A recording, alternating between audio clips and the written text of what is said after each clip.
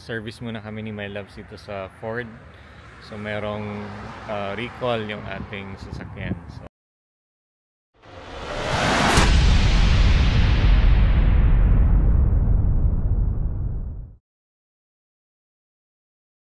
we were informed. So yan, rinap muna natin.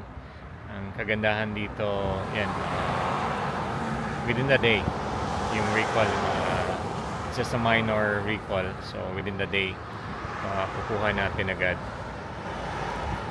So unfortunately, walang loan car na available dun sa Ford, kaya kailangan namin mag-commute ni My Labs.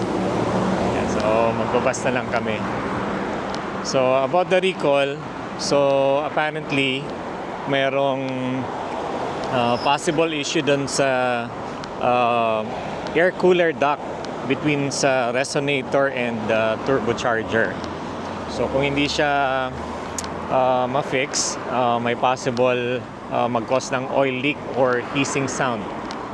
So yan, so we were informed na may recall, and yun, nagpa-book tayo agad, and within the week na ano naman tayo na schedule.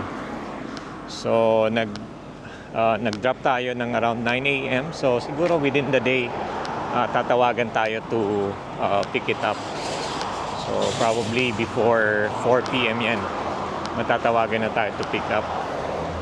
And yun, fortunately naman nakapag-leave tayo sa work para ma-drop nga yung car for service maintenance.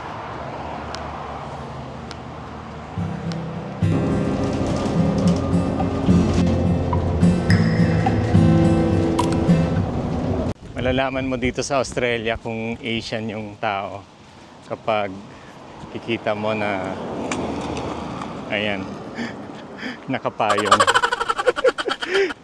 Si My Loves ayaw mainitan, kaya nakapayong. Mostly kasi ng mga Australian dito, gusto nila yung syempre maputi. Gusto nila yung nasisikatan ng araw. So even tirik na tirik ang araw, gusto nila yung nainitan. Alam naman natin tayong mga Asian, mga Pinoy, ayaw natin na arawan. So pick upin na namin yung car. Ina-service lang namin dahil sa recall. Siguro it only took around 3 hours. So tumawag na before 2 PM. So ready na daw for pick up.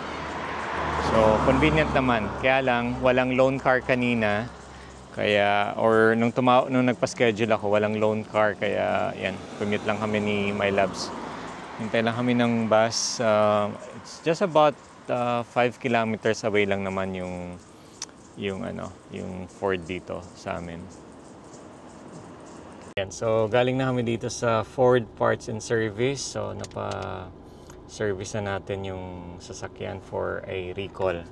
So una, I thought isa lang yung recall na or yung job na kailangan gawin, kasi isa lang yung letter. Yun lang yung nakalagay sa letter na nakita natin, yung about sa charged air cooler duct na possible loose or ma-detach na pwedeng mag-cause ng hissing sound or oil leak.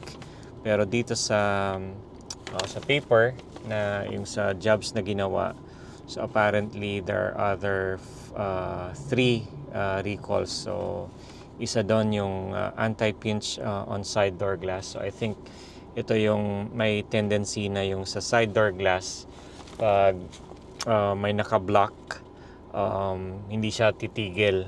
So pwedeng mag-cause ng injury. So pag hindi siya tumigil, siyempre yung kamay pwedeng maipit. So mayroon ding lane centering while towing L program.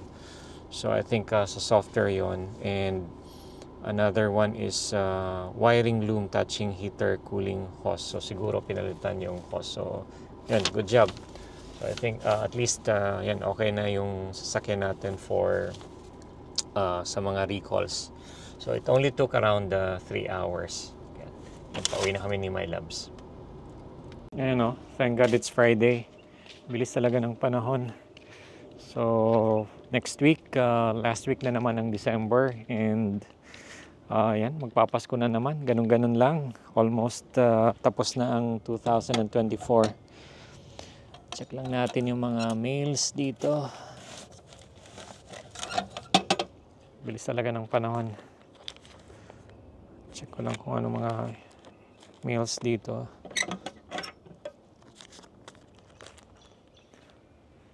Ayan, medyo ito yung sa harap namin eh. Medyo makalat. Kailangan na, ito yung mini-maintain ko. Pero most of the time wala rin tayong time. Ito naman yung nasa harap. Ayan, so ako nagtitrim yan. So ganun talaga dito. Kailangan mong i-maintain ang sarili, otherwise mahal yung kung papa-maintain mo sa iba.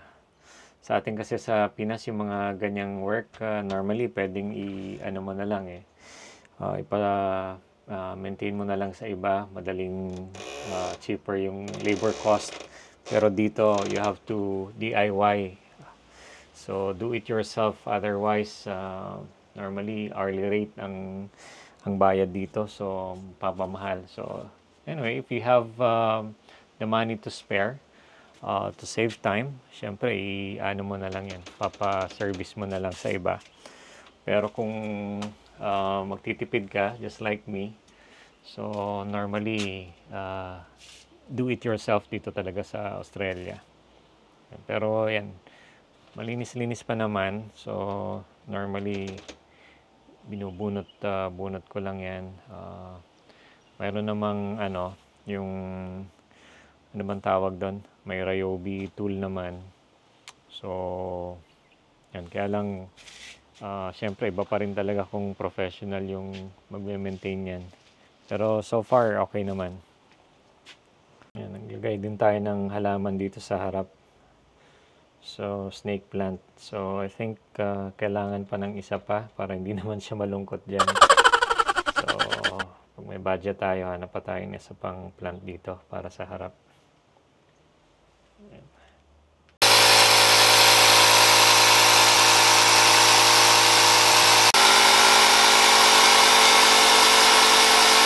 Karoon tayo ng tire puncture kahapon, no? Napansin ko lang paglabas ko. Buti na lang hindi pa ako nakakalayo.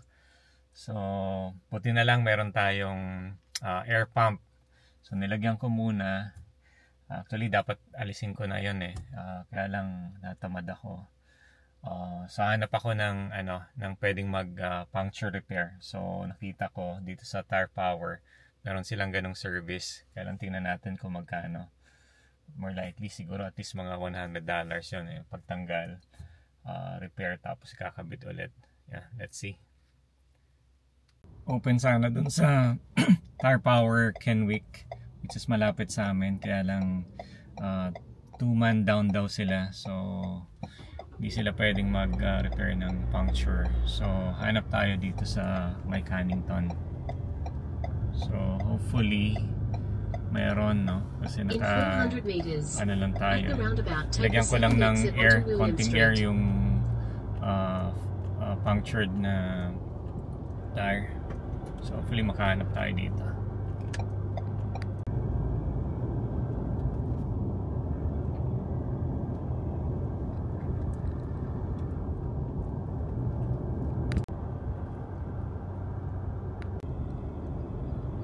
Yan, malapit na tayo.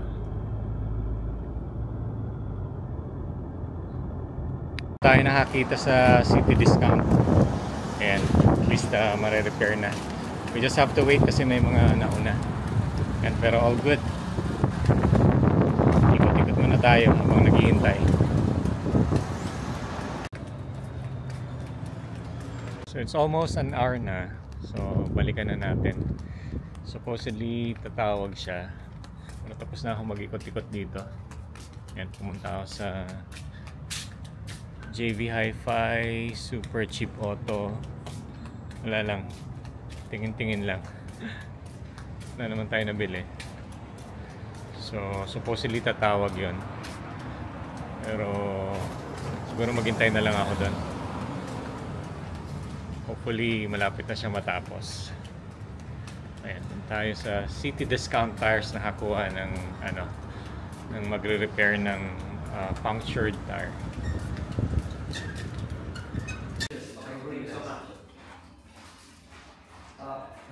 Ayan, so dito tayo sa City Tires Discounts nakapag-kuha ng puncture repair. So, actually, pwede rin naman nating gawin yon. May mga nakita akong patch kit pero hassle pa. So, nagawa naman siya. So, for $40. So, medyo may kamahalan dito. So, tinanggal nila tapos ni-repair yung puncture and yun, all good. Ayan, so pauwi na tayo. So, galing tayo dun sa City Tires Discount. The $40 fee to repair yung punctured tire. Meron naman tayong freebie. Ayan, so we got a lanyard and a car shade. Ayan, pwede na, not bad. Ganda dito sa Australia. Parang all year round may avocado. Sa atin ba sa Pinas? July, August lang. Oh, July, August. So dito parang all year round laging may avocado. Ang wala naman dito is yung mangga. Walang masarap na mangga dito.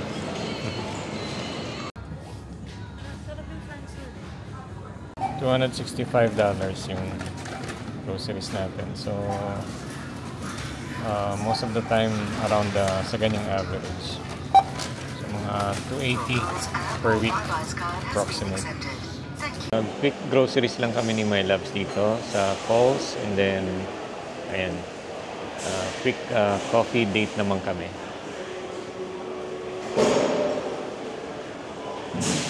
Ganda ng mga Christmas decorations dito sa Costco. Ito ang ganda nito. Minnie and Mickey. Christmas decor. Kaya lang 99 each. So kung dalawa, $200. Pero ang ganda. Solid siya. Ganda ng mga Christmas decoration dito sa Costco na pwedeng mabili. Isa na lang kulang. Pera na lang. Ganda. Ito lang, 199. 2.4 meters na bear.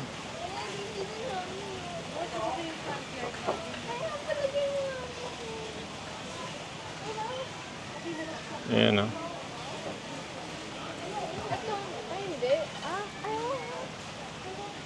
Laki ng bear o. Siya o, $200 na inflatable teddy bear pala siya. $199.